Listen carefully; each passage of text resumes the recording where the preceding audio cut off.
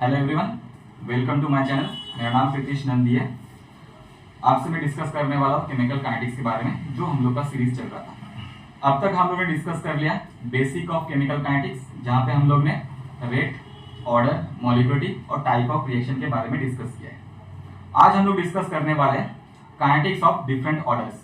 आज हम लोग डिस्कस करेंगे जीरो ऑर्डर रिएक्शन के बारे में, और उसके बाद के वीडियो में आपको फर्स्ट ऑर्डर, सेकेंड ऑर्डर और nth ऑर्डर रिएक्शन का वीडियो आने वाला है। तो चलिए आज डिस्कस कर लेते हैं हम लोग zero order reaction, kinetics of zero order reaction.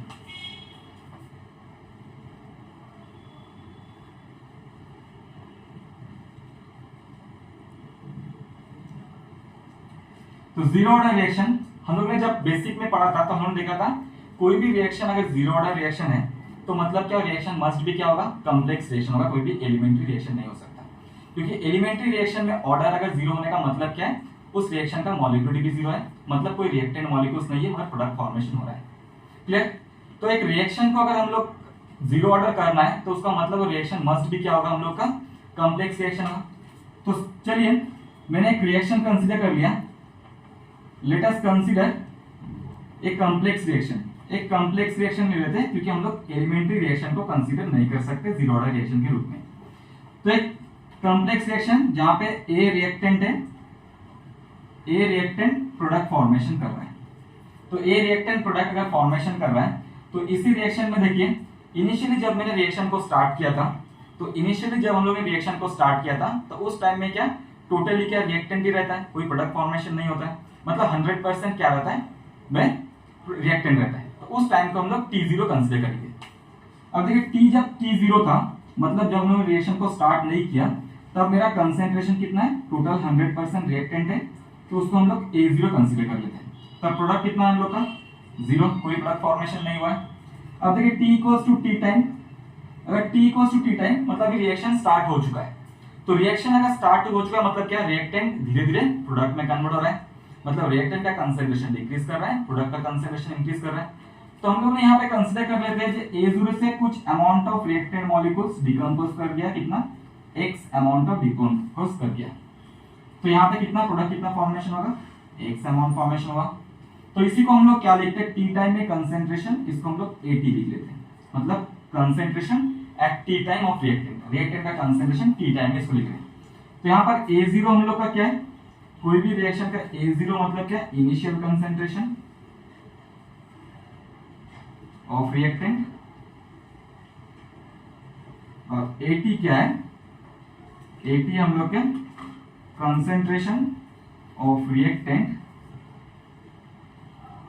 Eight T time, मतलब T टाइम में रिएक्टेंट का कंसेंट्रेशन कितना है उसको हम लोग AT बोल रहे हैं। और A0 क्या है, इनिशियल कंसेंट्रेशन, जब रिएक्शन हम लोग ने स्टार्ट किया था तब हम लोग ने रिएक्टेंट को कितना यूज किया।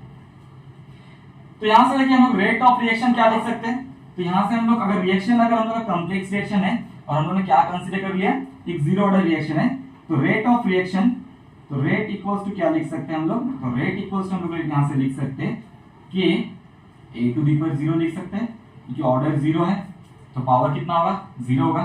तो rate equals to k a to the power 0। Clear?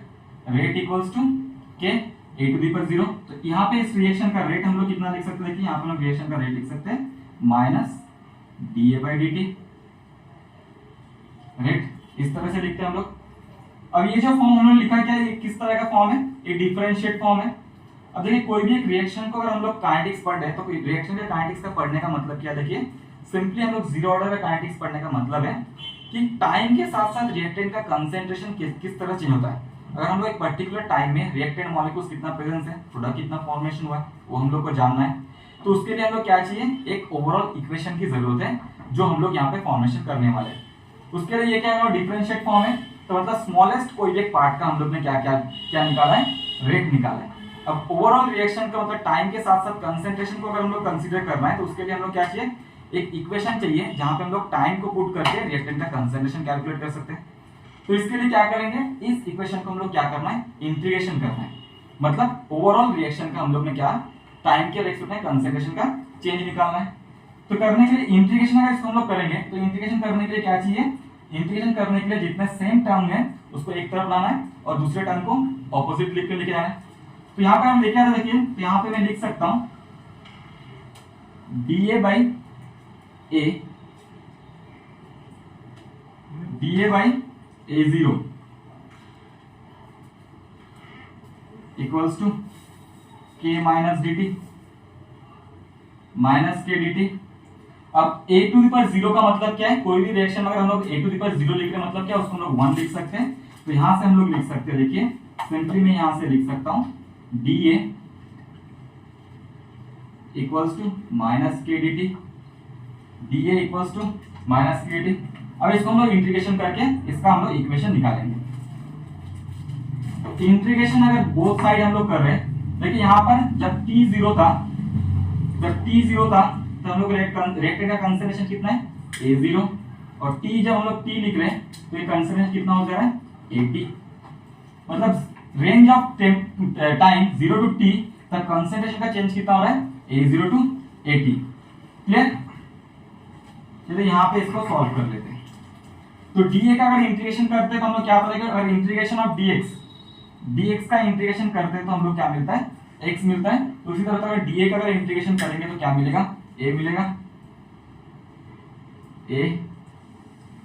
A0 to AT equals to minus k t लिख सकते हैं, माइनस के टी।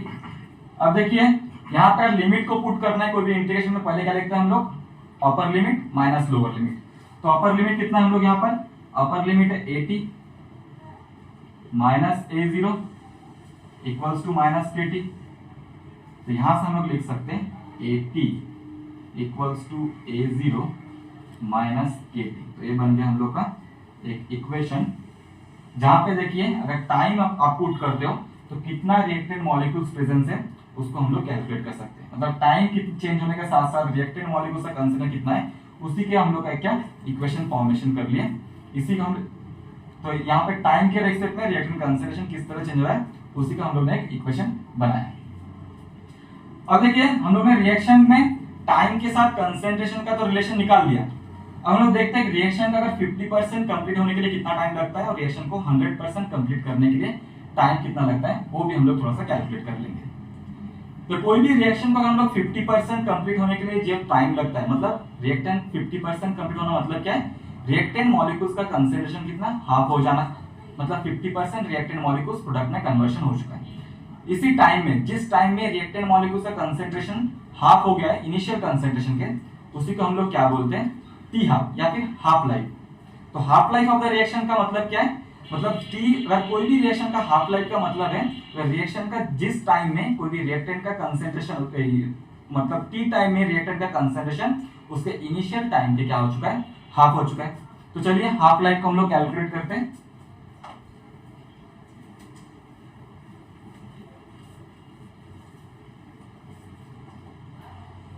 तो हाफ लाइफ का मतलब हम लोगों ने क्या देखा,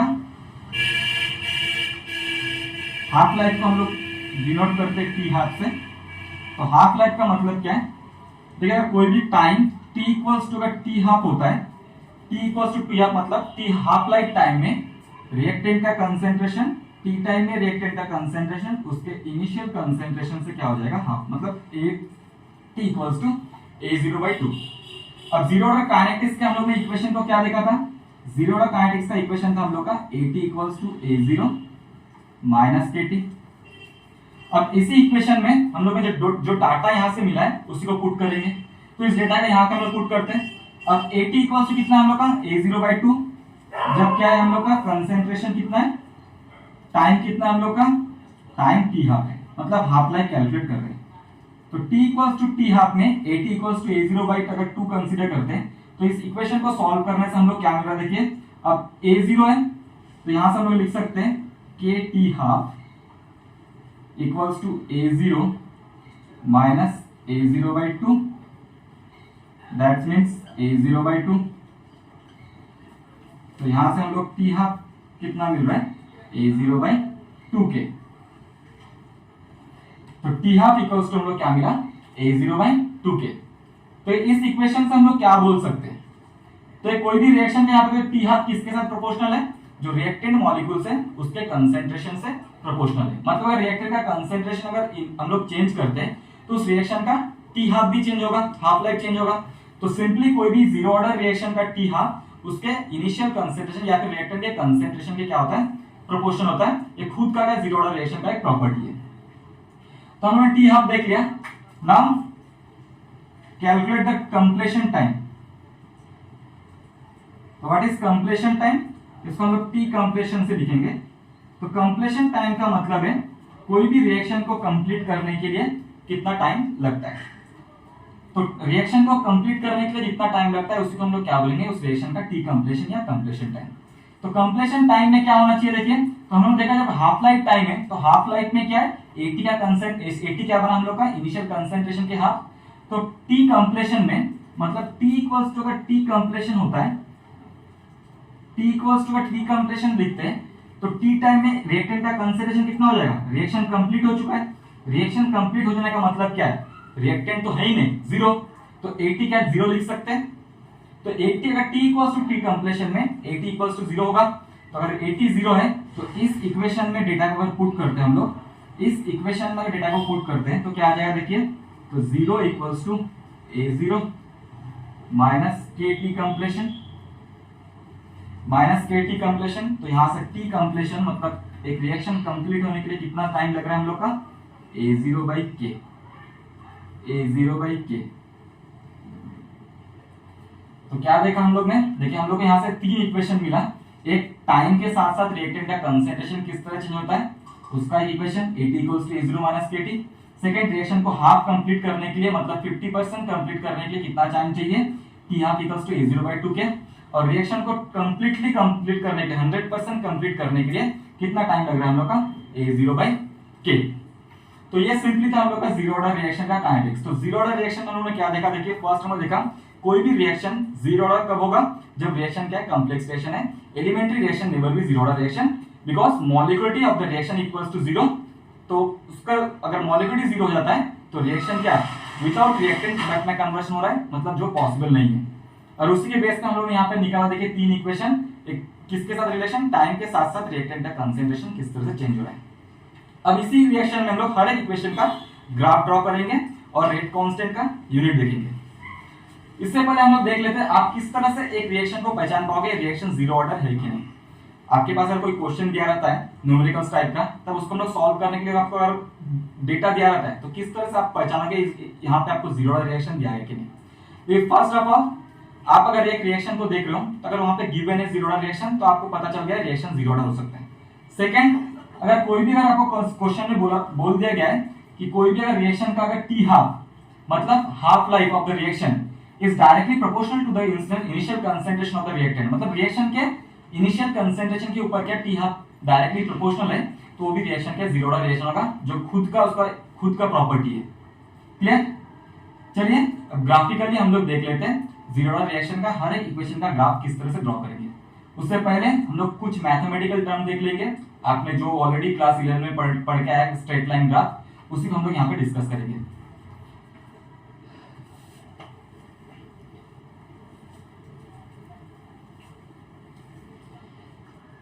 तो graph,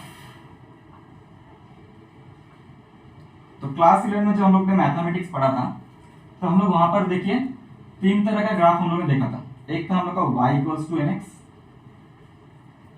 y equals to mx plus c and third one is y equals to c minus mx, जहां को जिसमें हम लोग m को क्या बोल रहे थे, m था हम लोग का स्लोप और c क्या हम लोग का intercept. m is slope and c is intercept। तो फर्स्ट हम लोग y equals to mx graph को ड्रॉ कर लेते हैं। तो ये अगर मेरा x एक्सिस है, ये मेरा y एक्सिस है, ये अगर x एक्सिस है, ये अगर y एक्सिस है, तो y equals to mx graph किस तरह से होता है, through the origin straight line.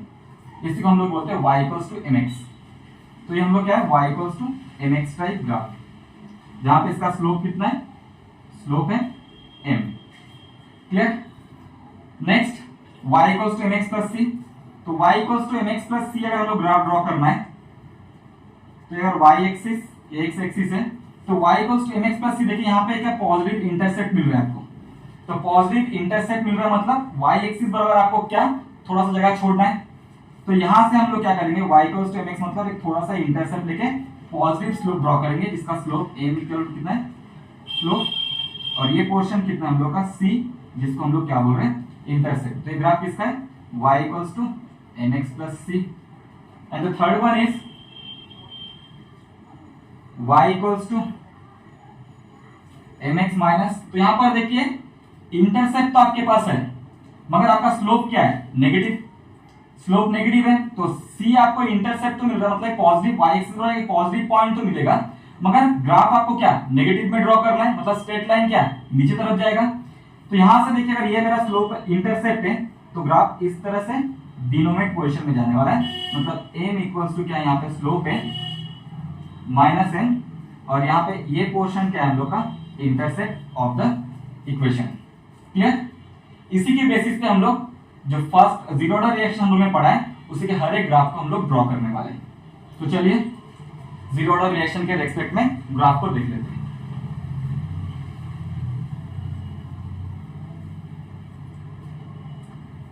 तो जीरो ऑर्डर रिएक्शन का इक्वेशन हम लोग ने क्या देखा था, तो जीरो ऑर्डर रिएक्शन का इक्वेशन था हम लोग का AT equals to A0 minus KT, AT equals to A0 minus KT। तो यहां पे आपको ग्राफ ड्रॉ करना है A वर्सेस T, इस ग्राफ को ड्रॉ करना है, A versus T graph draw करना है। तो A वर्सेस T अगर ग्राफ हम लोग ड्रॉ करेंगे, देखिए तो ये मेरा y एक्सिस में हम लोग कंसेंट्रेशन को रखे, x एक्सिस में हम लोग ने टाइम को रखा है, और इक्वेशन किस तरह का दिख रहा है, देखिए हम लोग ने जो तीन तरह का इक्वेशन का ग्राफ ड्रा किया था, तो इक्वेशन किस तरह का, तो is equivalent to this equation y equals to mx, sorry y equals to c minus mx, y equals to c minus mx, मतलब डाउन द क्या जाएगा हम लोग का स्ट्रेट लाइन जाएगा, एक पॉजिटिव इंटरसेप्ट से स्लोप क्या होगा नेगेटिव जाएगा। तो यहाँ पे y कौन सा, देखिए वहां पे कंसेंट्रेशन y है और x क्या है टाइम, y है हम लोग का कंसेंट्रेशन और टाइम क्या है यहाँ पे x एक्सिस है। तो यहाँ पे अगर ग्राफ ड्रॉ करेंगे तो ग्राफ इस तरह से डाउनवर्ड जाएगा, ग्राफ डाउनवर्ड जाएगा। तो यहाँ पे देखिए इस पॉइंट को हम लोग क्या बोल रहे थे, इंटरसेप्ट बोल रहे थे। तो यहाँ पे इंटरसेप्ट कितना है, तो यहाँ पे हम लोग को इंटरसेप्ट मिल रहा है A0। अब यहाँ पे स्लोप क्या देखिए माइनस के, तो स्लोप हम लोग को यहां से मिल गया माइनस के is the slope of the reaction. तो इसी को मैं एक्सट्रापोलेट करता हूं, देखिए इस ग्राफ को, तो यहाँ पे टच कर रहा है, मतलब रिएक्शन कंप्लीट होने का टाइम। अब इसी ग्राफ में देखिए हम लोग देखा था एक रिएक्शन को कंप्लीट होने के लिए टाइम कितना लग रहा है, मतलब t हाफ A0/2 के, और रिएक्शन को कंप्लीट होने के लिए कितना टाइम लग रहा था हम लोग का A0/k। क्लियर? तो रिएक्शन का हाफ कंप्लीट होने के लिए टाइम लग रहा था और कंप्लीट होने के लिए इतना टाइम लग रहा था। अगर मैं कंसीडर कर लेता हूं ये वाला टाइम मेरा t हाफ है, ये वाला टाइम अगर मेरा t हाफ है और ये वाला टाइम अगर t कंप्लीशन है, रिएक्शन कंप्लीट होने के लिए टाइम लग रहा है, तो यहाँ पे देखिए अगर हम लोग t हाफ और t कंप्लीशन कंसेंट्रेशन को अगर लिखते देखिए तो इस वाले पॉइंट में क्या हो रहा है AT 0 हो गया है, हाँ इस वाले पॉइंट में क्या है AT 0 हो गया है, और इस वाले पॉइंट में देखिए अगर हम लोग ड्रॉ करते हैं ग्राफ को इस तरह से, तो ये मेरा है A0/2 कंसेंट्रेशन, A0/2 के मेरा क्या है कंसेंट्रेशन। तो ये हम लोग ने जीरो ऑर्डर रिएक्शन का ग्राफ के बारे में जाना। तो जीरो ऑर्डर रिएक्शन में हम लोग ने क्या लिया, किस टाइप का ग्राफ ड्रॉ होता है हम लोग का y minus y equals to c minus mx, जहां पे c हम लोग ने क्या इंटरसेप्ट A0 देखा और स्लोप m इक्वल्स टू कितना देखा हम लोग ने माइनस के कंसीडर कर लिया है। नेक्स्ट हम लोग जीरो ऑर्डर रिएक्शन को उसके रेट कांस्टेंट को देखेंगे कि rate constant zero order reaction में उसका यूनिट क्या होता है।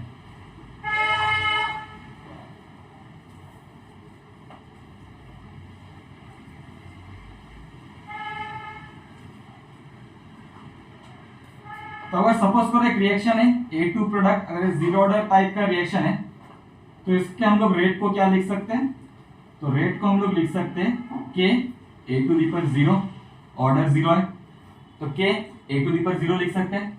अगर k A⁴ है तो यहां से देखिए a कितना है 1 हो जाएगा, टोटल ये प्रोपोर्शन 1 हो जाएगा। तो रेट इक्वल्स टू क्या लिख सकते हैं, k लिख सकते हैं रेट इक्वल्स टू के लिख सकते हैं। तो उसका मतलब है कोई भी जीरो ऑर्डर रिएक्शन है, for zero order reaction, for zero order reaction unit of rate constant,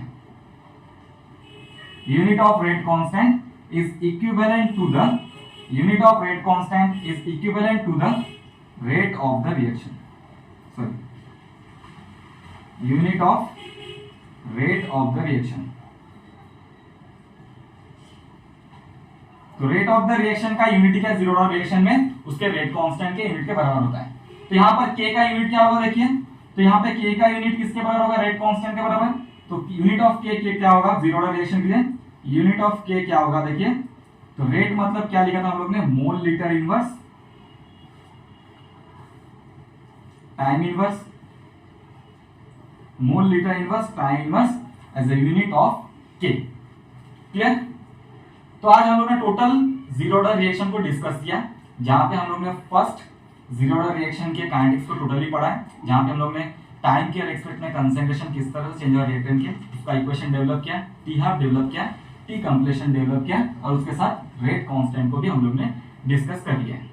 तो यहाँ पे टोटल हम लोग जीरो ऑर्डर रिएक्शन को कंप्लीट कर लिए।